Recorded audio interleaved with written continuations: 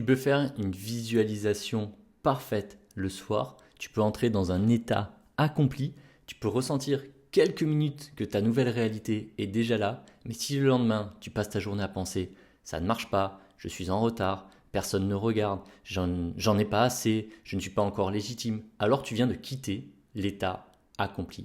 Et tu es revenu dans l'ancien état. C'est ce que j'appelle, moi, les contre-assomptions.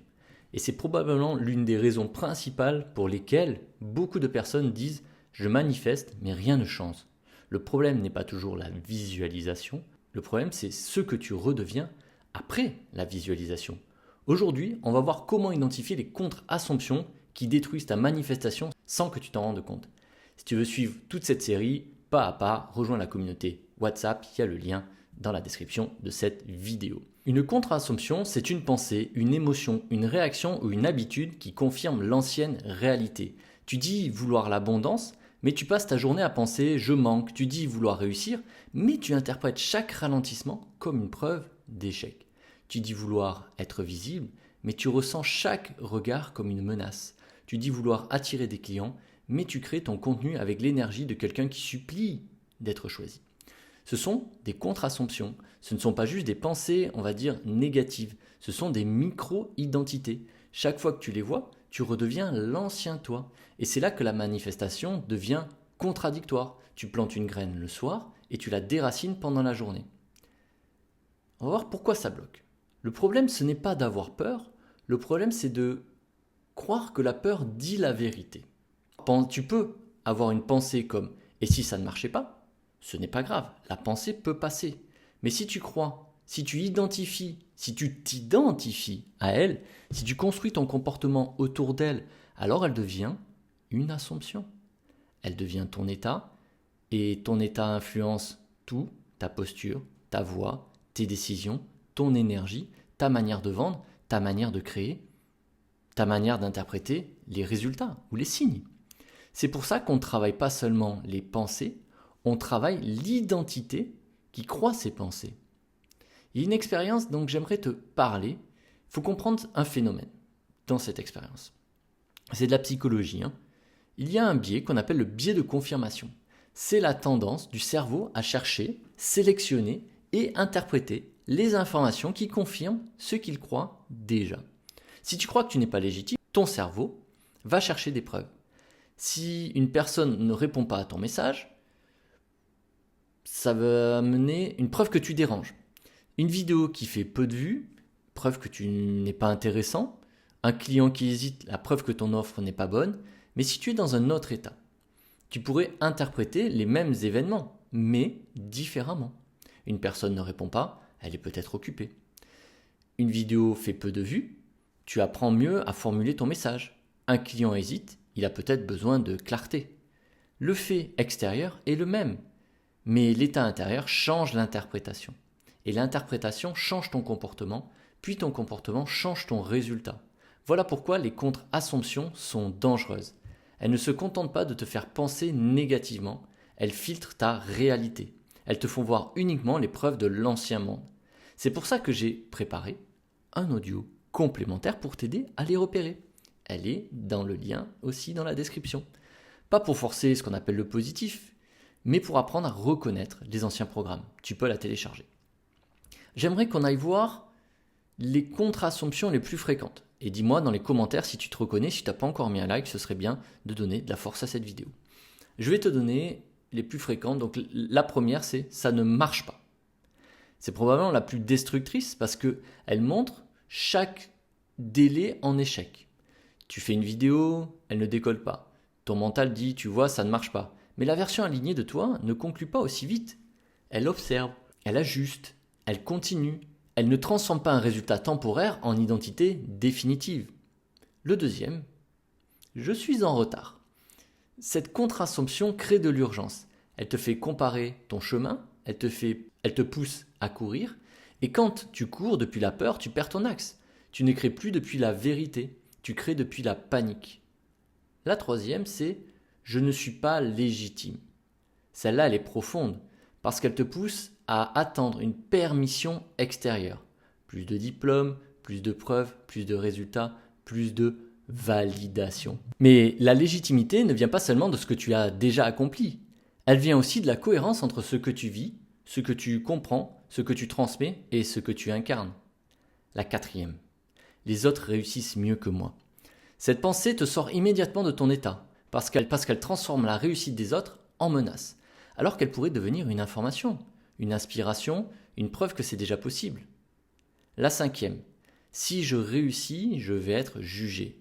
Là, on touche quelque chose d'assez profond, parce que beaucoup de personnes ne craignent pas vraiment l'échec, et peut-être que tu es là-dedans, tu crains l'explosion.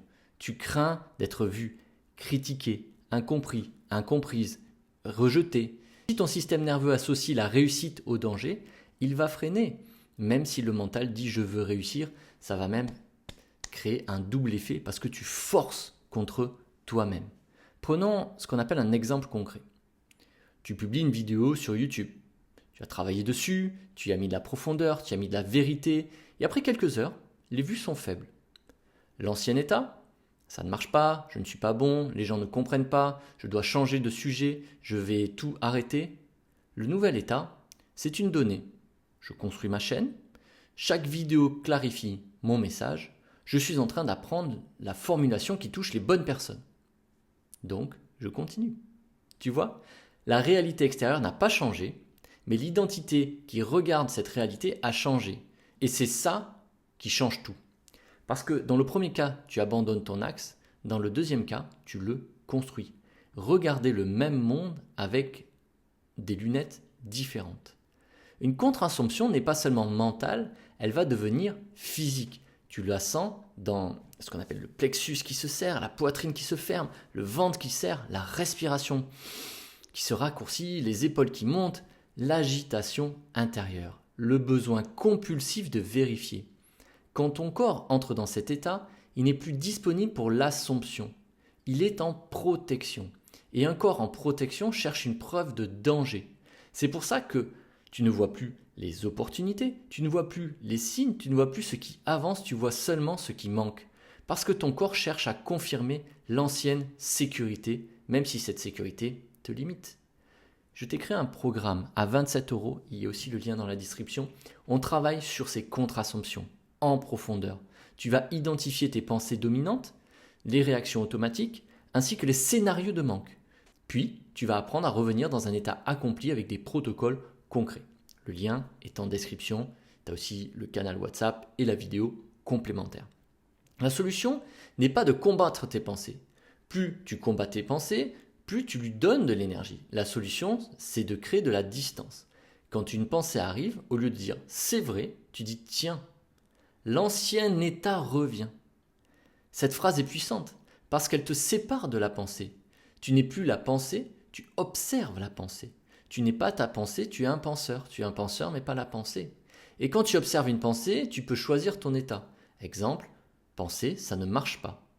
Réponse, voilà l'ancien programme qui cherche une preuve. Puis tu reviens à je construis quelque chose de réel. Autre exemple, la pensée c'est je suis en retard. La réponse, voici l'ancien état de comparaison. Puis tu reviens, je suis dans mon rythme de construction. Un autre exemple. Pensée, je ne suis pas légitime. La réponse, voilà l'ancien besoin de permission. Puis tu reviens à je transmets ce que j'ai intégré. On va parler d'un protocole en 3 questions qui va t'aider. Ça, c'est simple d'ailleurs. Enfin, c'est simple mais pas simpliste. Quand tu sens une contre-assomption arriver, pose-toi ces 3 questions. La première question, c'est quelle réalité cette pensée essaie-t-elle de confirmer? Dans le cas de ça ne marche pas, cette pensée confirme la réalité de l'échec. Dans le cas de je suis en retard, elle confirme la réalité du manque de temps.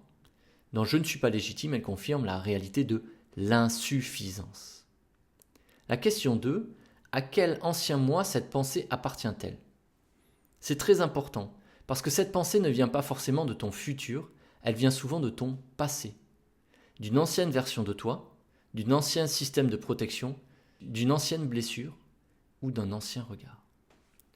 Donc, à quel ancien moi cette pensée appartient-elle? La question 3, quelle pensée serait-elle naturelle pour la version accomplie de moi? Pas une affirmation exagérée, pas oh tout est parfait, mais une pensée crédible, stable. Je construis, je progresse, j'agis avec sagesse, les bonnes personnes arrivent, je peux rester aligné même sans preuve immédiate. Mon identité ne dépend pas d'une statistique. Voilà. C'est ce qu'on appelle une pensée d'état. Maintenant, on va le faire. Ferme les yeux quelques secondes, à part si tu conduis, s'il te plaît, ou si tu fais quelque chose de dangereux, ou si tu fais quelque chose, juste pose-toi dans ton fauteuil.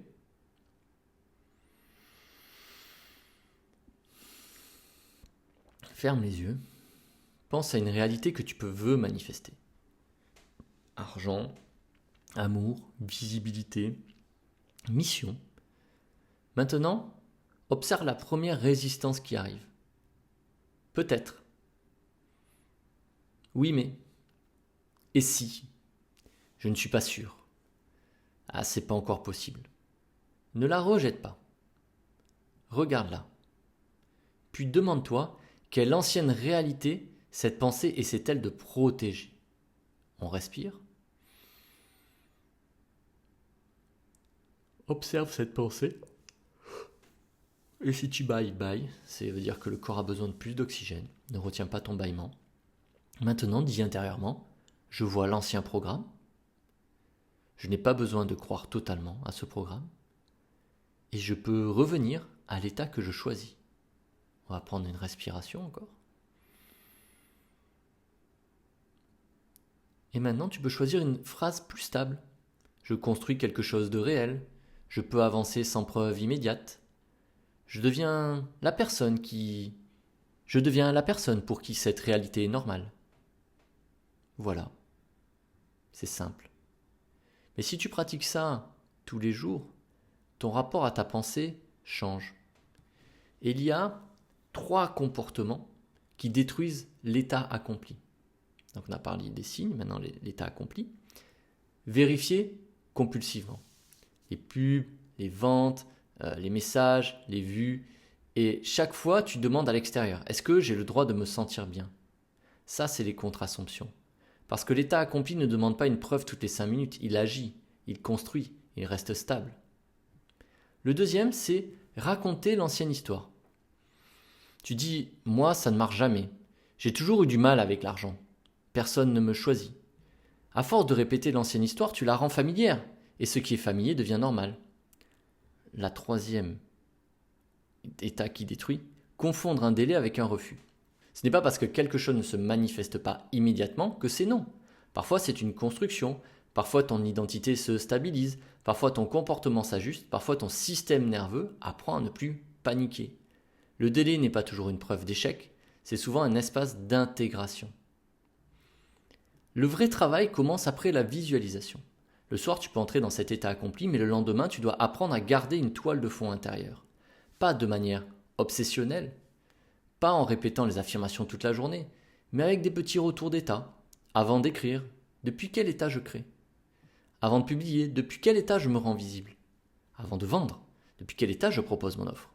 Avant de regarder les statistiques, est-ce que je cherche une donnée ou une validation? Ces questions-là, elles sont énormes. Parce qu'il y a une différence entre analyser et chercher une preuve d'existence. La version alignée analyse, l'ancien état cherche à se rassurer. Et on va faire un pont avec Jung maintenant. Parce que souvent, les contre-assumptions ne viennent pas de nulle part. Elles viennent de parties de toi qui ne sont pas encore intégrées. Des peurs, des hontes, des loyautés, des anciens conditionnements. Tu peux vouloir réussir consciemment, mais inconsciemment, une partie de toi peut associer la réussite à être rejeté, être critiqué, dépasser les autres, trahir sa famille, devenir arrogant, être exposé, perdre l'amour. Et tant que ces ombres ne sont pas vues, elles agissent en arrière-plan. C'est pour ça que la manifestation profonde n'est pas seulement lumineuse, elle demande aussi d'aller regarder ce qui résiste. Pas pour détruire, pour intégrer. Parce que quelque part, la part de toi qui sabote, c'est souvent une part de toi qui essaie de protéger. Mais elle protège une ancienne carte. Et toi, tu dois lui montrer que tu n'es plus obligé de vivre depuis cette ancienne carte, comme on dit. Récapitulons. Une contre-assumption, c'est une pensée, une émotion, une habitude qui confirme ton ancienne réalité. Les biais de confirmation montrent que ton cerveau cherche les preuves de ce qu'il croit déjà. Donc si tu crois au manque, tu vas filtrer la réalité au travers du manque. Si tu crois à l'échec, tu vas interpréter les délais comme des refus.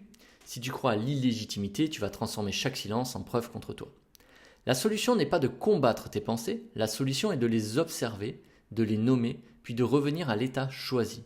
Et surtout, tu dois arrêter de demander à la réalité extérieure de te donner la permission d'habiter ton nouvel état. Si tu te sens bloqué par rapport à ça, va sur le canal WhatsApp ou télécharge ta vidéo ou prends ton programme pour aller plus vite à 27 €, c'est accessible. Tu ne détruis pas ta manifestation parce que tu es faible, tu ne la détruis pas parce que tu n'es pas assez spirituel, tu la détruis souvent parce qu'un ancien état essaie encore de te protéger. Et tant que tu ne le vois pas, il pilote. Le vrai pouvoir commence quand tu peux dire « je vois cette pensée, je vois cette peur, je vois cette ancienne histoire, mais je ne suis plus obligé de lui obéir ». C'est là que les assumptions deviennent sérieuses, pas quand tu visualises une fois, mais quand tu apprends à ne plus redevenir automatiquement l'ancien toi. Dans la prochaine vidéo, on va voir ce que c'est que le SATS, l'état entre l'éveil et le sommeil, le moment où le subconscient devient le plus réceptif. Et je vais te montrer comment utiliser cet état et l'installer sans forcer. Rejoins la communauté et si tu veux avoir un protocole plus complet, prends le programme à 27 € qui est disponible en description. On se retrouve dans la prochaine vidéo.